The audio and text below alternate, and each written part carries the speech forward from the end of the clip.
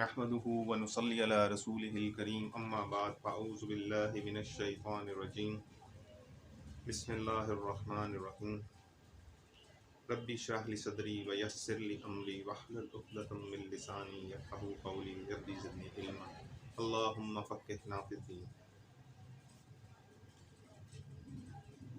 अब से पहले मैंने कुछ वीडियोस बनाई जिसमें के दुआओं के बारे में मैंने बताया था कि कौन सी दुआएं पढ़नी चाहिए और किस मकसद के लिए पढ़नी चाहिए और दुआएं पढ़ना क्यों ज़रूरी है।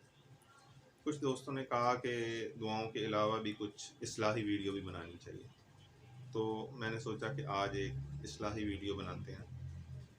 तो कुरान पाक में एक सूरत है, उसका नाम है सूरतुल मुल्क। 30 आयात पर मुश्तमिल ये सूरत है। हर रोज़ रात को पढ़ने का इसे हुक्म दिया गया है। हदीस शरीफ में आया कि इसको हर रोज़ रात को पढ़ो। अज़ाब कब्र से ये शख्स महफूज रहेगा जो इसको हर रोज़ रात को पढ़ेगा। कभी हमने सोचा कि हर रोज़ अगर सूरत मुल्क रात को पढ़ी जाए तो ये हमें अज़ाब कब्र से कैसे महफूज करेगी।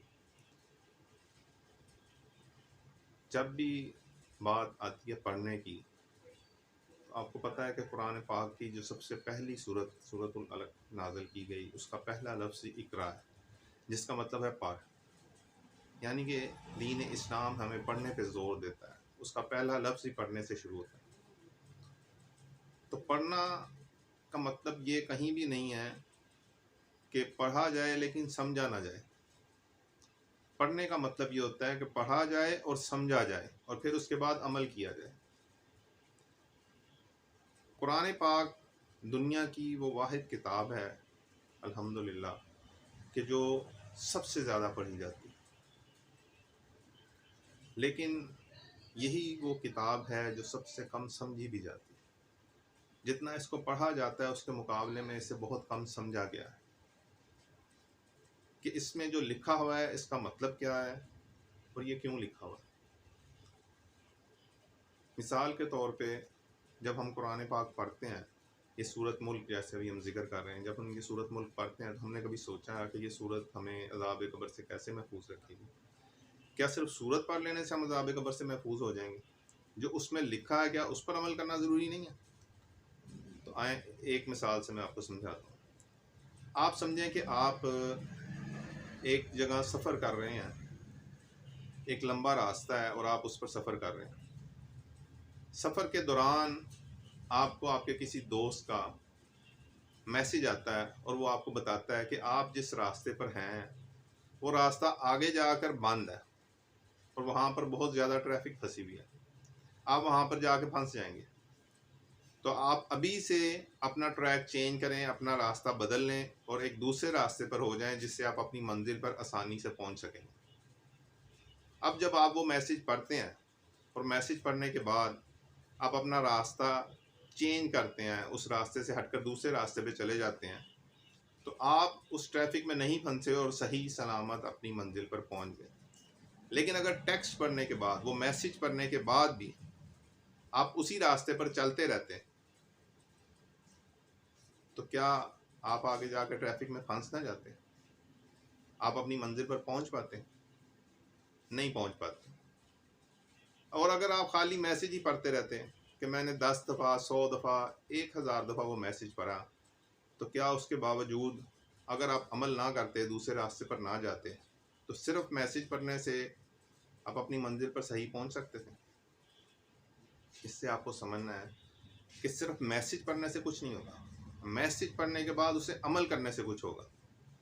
तो सूरत मुल्क में ऐसा क्या लिखा हुआ है कि जिसको अगर हम पढ़ेंगे तो अज़ाब कब्र से महफूज रहेंगे। सूरत मुल्क की पहली 2 आयात को आज सिर्फ समझेंगे, ज़्यादा लंबी वीडियो नहीं बनाऊंगा। सूरत मुल्क की पहली 2 आयात में लिखा है, आऊज़ु बिल्लाहि मिनश शैतानिर रजीम बिस्मिल्लाहिर रहमानिर रहीम तबारकल्लज़ी बियदिहिल मुल्क व हुवा अला कुल्लि शैइन क़दीर। पहली आयत में अल्लाह तबारक व तआला फरमाते हैं कि बहुत बाबरकत है वो ज़ात जिसके हाथ में हुकूमत है और वो हर चीज़ पर कादिर है। दूसरी आयत में अल्लाह ताला कहता है, अल्लज़ी खलक़ल मौत वल हयाता लियब्लुवकुम अय्युकुम अहसनु अमला। अल्लाह तबारक व तआला वो है जिसने मौत और ज़िंदगी को बनाया ताकि वो ये देख सके कि तुम में से बेहतर अमल कौन करता है। पहली आयत में अल्लाह ने कहा हुकूमत सारी मेरे पास है, ठीक है। उस ज़ात के हाथ में हुकूमत है कि जो बहुत बाबरकत है और वो हर चीज़ पर कुदरत भी रखती है। लेकिन हमारे बारे में वो ये कहता है कि मैंने मौत और ज़िंदगी पैदा की है ये देखने के लिए कि मैं तुम्हें आजमाना चाहता हूँ कि तुम अच्छे अमल करते हो या नहीं करते। आज हमारे पास जितनी भी ताकतें हैं, जो भी ताकत हमारे पास है, वो अल्लाह की दी हुई ताकत है, हमारी ज़ाती नहीं है। हम उस पर कुदरत नहीं रखते। हमारी अचानक कोई ताकत सल्ब कर ली जाए तो हम कुछ नहीं कर सकते, क्योंकि हम उस पर कुदरत नहीं रखते अपनी ताकत के ऊपर। मिसाल के तौर पर अगर किसी शख्स की बीनाई चली जाए, वो देखना छोड़ दे, तो अपनी बीनाई वापस नहीं ला सकता। अगर किसी के पास सुनने की ताकत है तो वो अल्लाह की दी हुई ताकत है।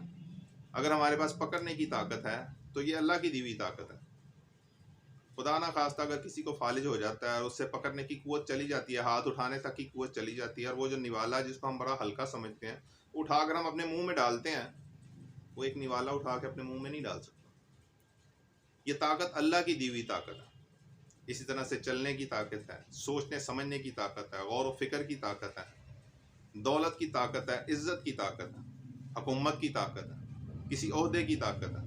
ये जितनी भी ताकतें हैं ये सब की सब हमको अल्लाह तबारक व ताला ने दी हैं। क्या हम इन ताकतों के ज़रिए से बिल्कुल इंसाफ के साथ लोगों के साथ सलूक कर रहे हैं? हमको ये जो ताकतें दी गई हैं, ये जो ओहदे दिए गए हैं, क्या ये बिल्कुल इंसाफ के ऊपर हैं कि हम इन ओहदों के ऊपर जब बैठे हैं तो लोगों के साथ जुल्म और ज़्यादती तो नहीं कर रहे? हम लोगों के साथ नाइंसाफ़ी तो नहीं कर रहे? मेरा हाथ चीज़ों को पकड़ने के लिए बनाया गया, लोगों की फलाह के लिए बनाया गया। मेरा हाथ लोगों को मारने के लिए तो नहीं इस्तेमाल हो रहा। मेरी ये ज़ुबान अगर बोलती है तो इसको अच्छा बोलने के लिए बनाया गया, अल्लाह के दीन को फैलाने के लिए बनाया गया। क्या मेरी ज़ुबान से लोगों को अजियत तो नहीं पहुंच रही? मेरी ज़ुबान से लोगों का नुकसान तो नहीं हो रहा? मेरी ज़ुबान से लोगों के घरों में लड़ाई झगड़े तो नहीं हो रहे? मेरी ज़ुबान की वजह से लोगों में मियाँ बीवी में तलाक तो नहीं हो रही? आज हमको ये देखना है कि मुझे जो ताकतें अल्लाह तबारक व ताला ने दी हैं वो मैं उनको कहाँ पर खर्च कर रहा हूँ और किस रास्ते पे खर्च कर रहा हूँ।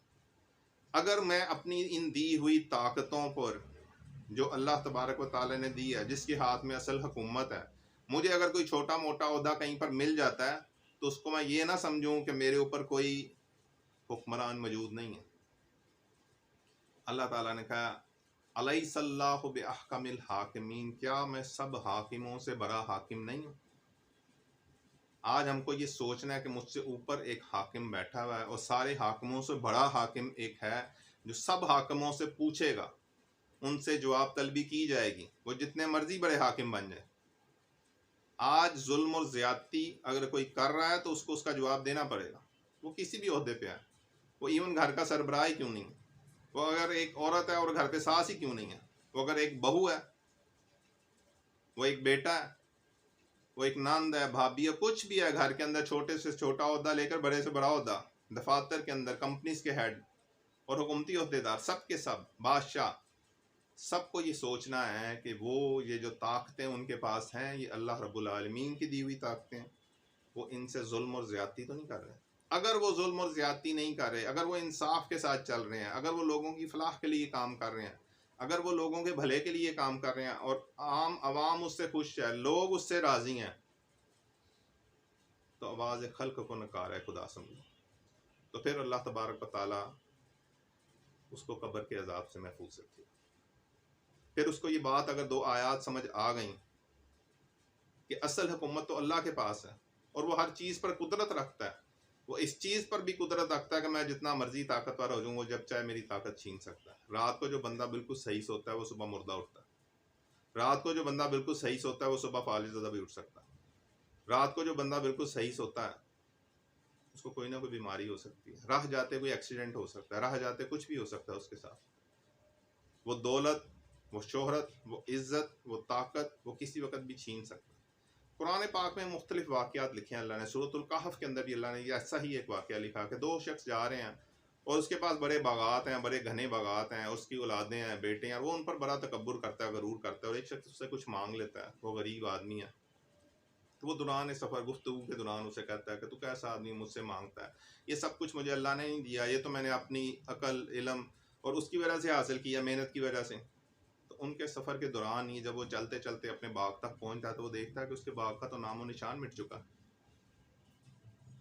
तो उस वक्त वो हैरान रहता है और वो कहता है कि लगता है कि मैं गलत आ गया हूँ, मैं गलत रास्ते पे आ गई, ये तो मेरा बाग है, ये तो उजरा हुआ है बिल्कुल। फिर जब वो इर्द गिर्द का माहौल देखता है तो उसको समझ आती है वो बिल्कुल सही आया और यही उसका बाग था, लेकिन ये इस तबाह व बर्बाद कर दिया गया। अल्लाह ने उनकी बातों बातों में इस बाग को तबाह व बर्बाद कर दिया।